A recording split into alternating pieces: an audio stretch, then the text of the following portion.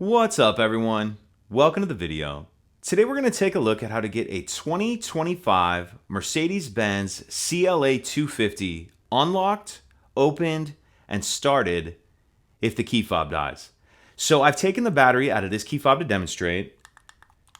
As you can see, none of the buttons are working and our vehicle's locked. So the first thing we want to do is remove the emergency key that's in the bottom of our key fob. That's done by pressing this button on the back of the fob that my thumb's on, and the emergency key will pull out like that. Now we're going to use this emergency key to remove this cap on the driver's door. So if we take a look under here, you can see there's this slot right here that I'm touching with the key.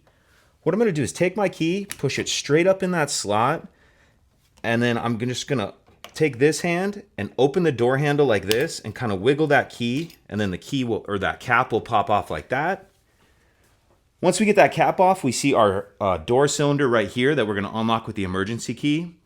But after we unlock the door, and as soon as we open the door, the alarm's going to start going off. How we're going to stop the alarm from going off is we need to start the vehicle. How we're going to start the vehicle with a dead key fob is I'm going to get in, I'm going to place the key fob in the passenger cup holder, then I'm going to press the brake and the stop start button 2 times. I'm going to show all this to you. I'm just going to be going kind of quickly and the alarm's going to be loud. All right, so let's go ahead and unlock it. So we're going to take our key, put it in there. I'm going to turn it to the left or counterclockwise to unlock.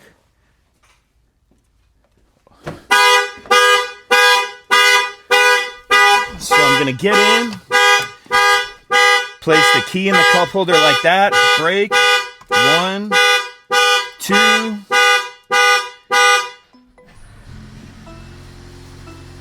and then as you heard there, once the vehicle starts, the alarm will turn off. And also, once your vehicle is started, you'll be able to drive as you normally would. And then let's take just a look at the cup holder, because I know we were going kind of quick. And actually, if I pull the key out and even look in the bottom, you can see there's that little icon of a key there. So we just have it sitting in there like that. And again, once the vehicle starts, you'll be able to drive as you normally would. And then the only other things you want to do is make sure you put that cap back on the driver's door. That just snaps back on. And then you're going to want to replace the battery in your key fob as soon as you can. And I'll put a link in the description box of this video on how to replace the battery in this key fob in case you're unfamiliar.